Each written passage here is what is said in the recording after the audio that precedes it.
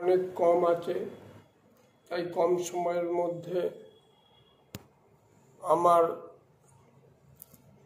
বুদ্ধি অনুযায়ী যেটুকু বলা যায় সেটুকুই বলবো। প্রথমেই পরম দয়াল শ্রী শ্রী ঠাকুরের রাতুল চরণে আমি কোটি কোটি প্রণাম জানাই। পরম আরাধ্যা জগৎ জননী শ্রী শ্রী বড়মায়ের শ্রীচরণে আমার কোটি কোটি প্রণাম জানাই। পরম পূজ্যপাদ শ্রী শ্রী বরদাস শ্রীচরণে আমার কোটি কোটি প্রণাম জানাই। পরম পূজ্যপাদ আচার্য দেব শ্রী শ্রী দাদার শ্রীচরণে আমার কোটি কোটি প্রণাম জানাই। উপস্থিত দাদারা ও মায়েরা,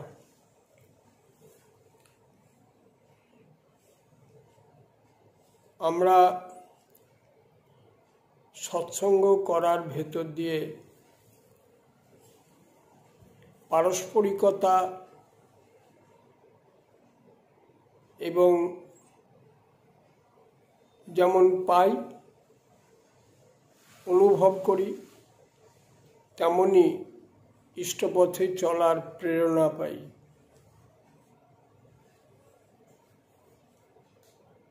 আমার থেকে যিনি অনেক বেশি শ্রী শ্রী ঠাকুরের সচেতন, বা যার নিষ্ঠা, ত্যাগ, ভক্তি, বিশ্বাস, কর্ম ক্ষমতা যার যত বেশি আছে, আমি তার কাছ থেকে প্রেরণা লাভ করি।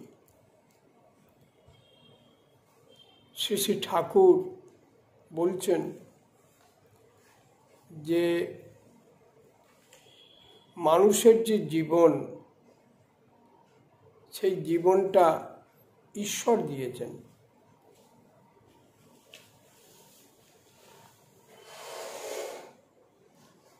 তিনি বলছেন অন্তহীন, অচ্যুত, ইষ্টানুসরণ ও ইষ্টানুপূরণের খেলায় নিরন্তর মত্ত থাকার জন্যই মানব জীবন।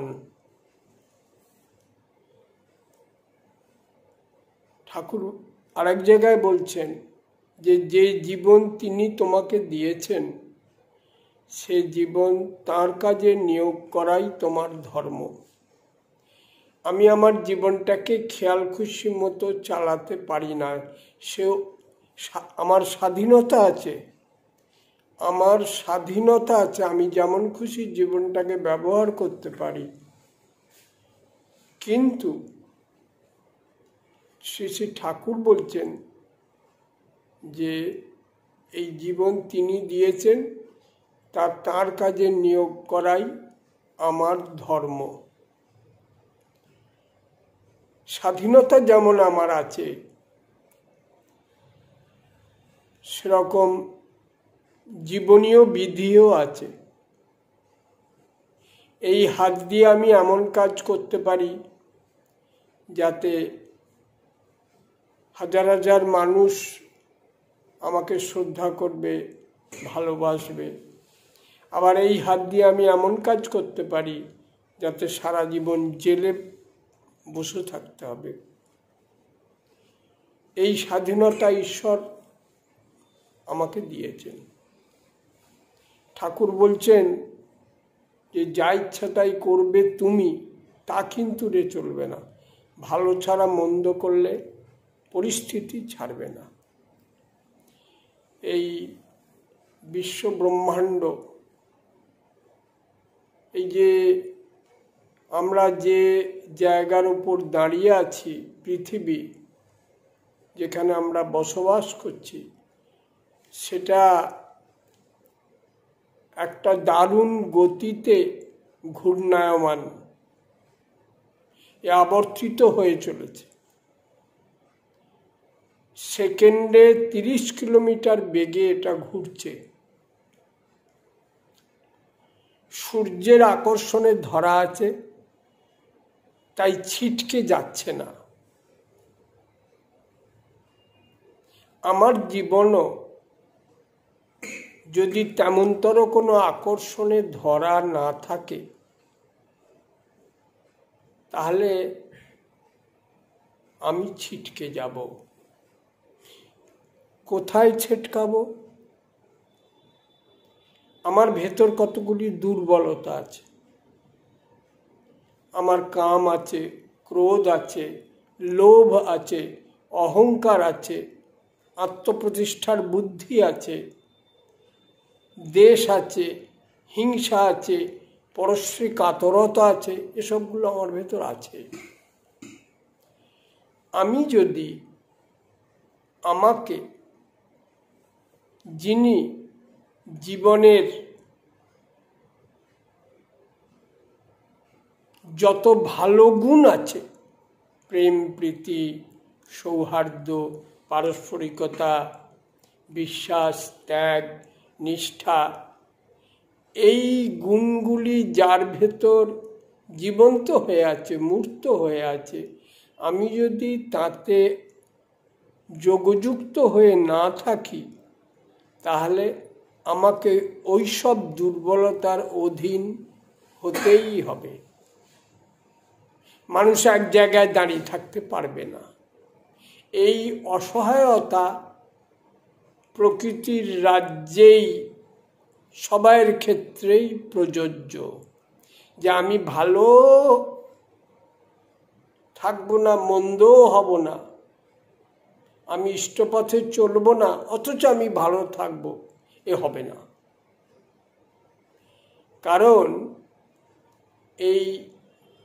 এইগুলি এমনই যে আমাকে আমার অজ্ঞাতে কিভাবে কেমন করে টেনে নিয়ে যাবে তা আমি নিজেও জানি না। সেই জন্য সহজভাবে আমরা হচ্ছি সংসারী মানুষ। আমাদের বাবা মা আছেন, স্ত্রী পুত্রাদি আছে, আমাদের পারিপার্শ্বিক আছে, এই সবাইয়ের প্রতি কর্তব্য করে আমাদেরকে চলতে হয়। ঠাকুর বলছেন যে সংসার জীবন না হলে মানুষের দায়িত্ব বা যোগ্যতার বিকাশ হয় না। তাকে বাবার প্রতি কর্তব্য করতে হয়, মায়ের প্রতি, স্ত্রীর প্রতি, সন্তান সন্ততিদের প্রতি, এই কর্তব্যগুলো তাকে পালন করতে হয়। আমরা যেমন এখানে দেখি যে শ্রী শ্রী ঠাকুর তিনি সংসারী ছিলেন, এবং এখনো যে দেখছি আচার্যদেব তিনি সংসারী, শ্রী শ্রী বরদা তিনি সংসারী। এখানে একটা স্বাভাবিক নিয়ম, যেটা মানুষের ভেতর, মানে এখানে যারা থাকেন, বিশেষ করে বাবাইদাকে দেখছি, আচার্যদেব শ্রী শ্রী দাদাকে দেখেছি, যে তাদের পিতার প্রতি তার যে কর্তব্য বা ভালোবাসা, সেটা ধারণা করা যায় না। ধারণা করা যায় না মানে তিনি পিতাকে গুরুর মতো দেখতেন। এখনো তাই দেখি যে পিতার স্বস্তির জন্য, সুখের জন্য, শান্তির জন্য তাকে কীরকমভাবে নানা দিক থেকে আগলে রেখেছেন। বহু কাজের দায়িত্ব তিনি নিজের মাথার ওপর নিয়ে নিয়েছেন, এবং এটা কিন্তু পিতৃভক্তির একটা বাস্তব অভিব্যক্তি, যে আমার বাবাকে আমি কেমন করে স্বস্তি দিতে পারি। এই শিক্ষাটা এখানে খুব স্বাভাবিকভাবে মানুষ দেখতে পাচ্ছে।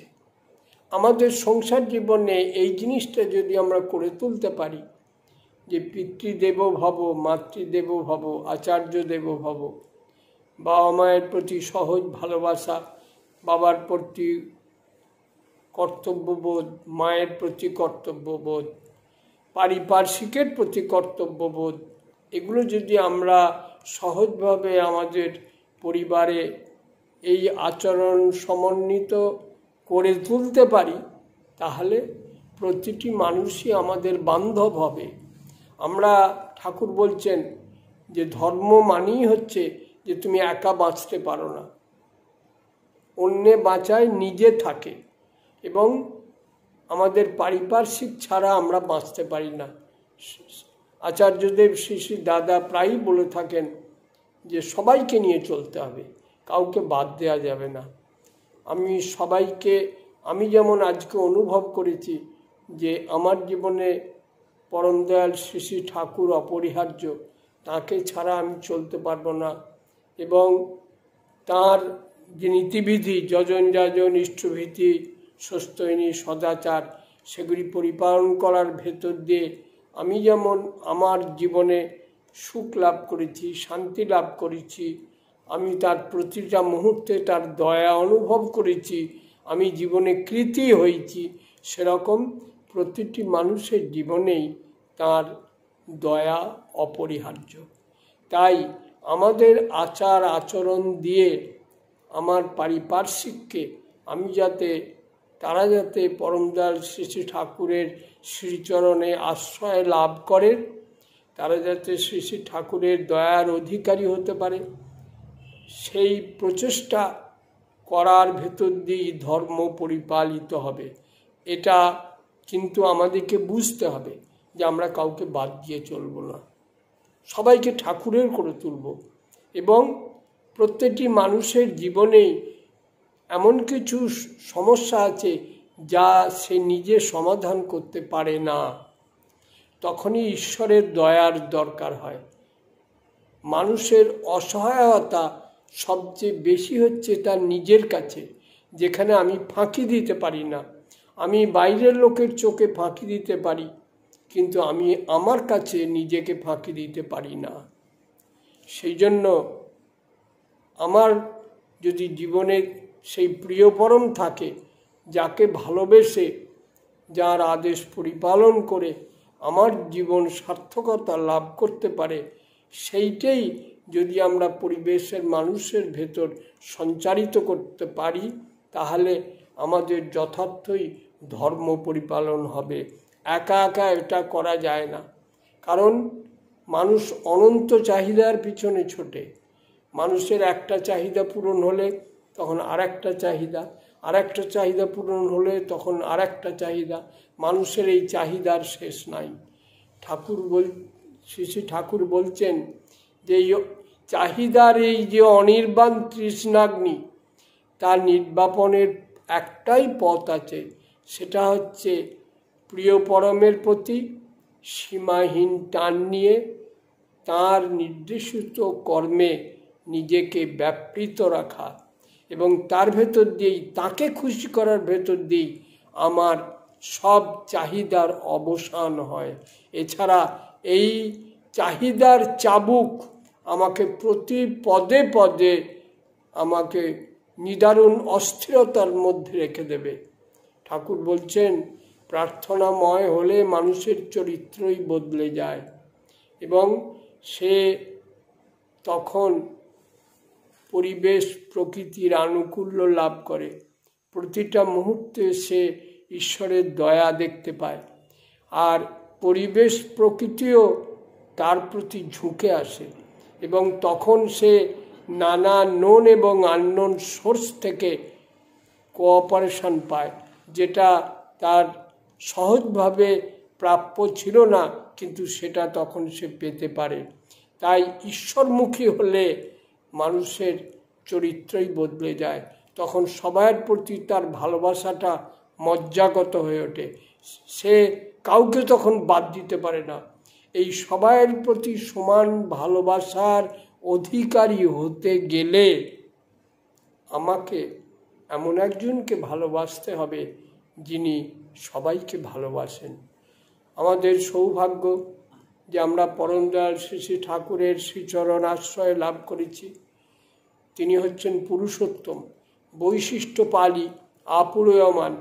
তিনি সবাইয়ের, প্রতিটি মানুষ, এমনকি জীব জগৎ, গাছপালা, পশু পক্ষী, কীট পতঙ্গ, সবাইকে তিনি পরিপূরণ করতে পারেন, এবং তাকে লাভ করে আমিও সেই গুণের অধিকারী হতে পারি।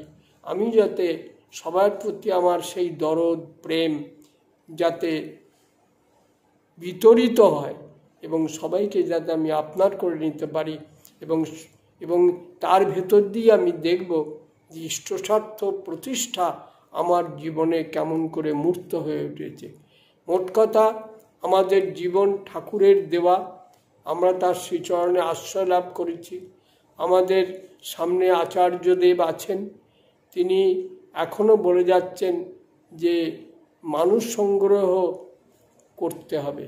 আরও 3.5 কোটি মানুষ শ্রী শ্রী ঠাকুরের চরণে যাতে আশ্রয় লাভ করে, তার প্রচেষ্টা সবাইকে চালিয়ে যেতে হবে। আমরা কাউকে বাদ দিতে পারি না। আমরা আমাদের চলাফেরা, ওঠা বসা, খাওয়া দাওয়া, আনন্দ স্ফূর্তি যাই করি না কেন, সবটার ভেতর দিয়ে আমরা চেষ্টা করে যাব যাতে মানুষ শ্রী শ্রী ঠাকুরের শরণাপন্ন হয়, তাকে জীবনে লাভ করতে পারে এবং তার দয়ায় অভিষিক্ত হয়ে তার প্রতি প্রত্যেকের জীবন সার্থকতা লাভ করুক, এই প্রার্থনাই পরমপিতার রাতুল চরণে জানাই।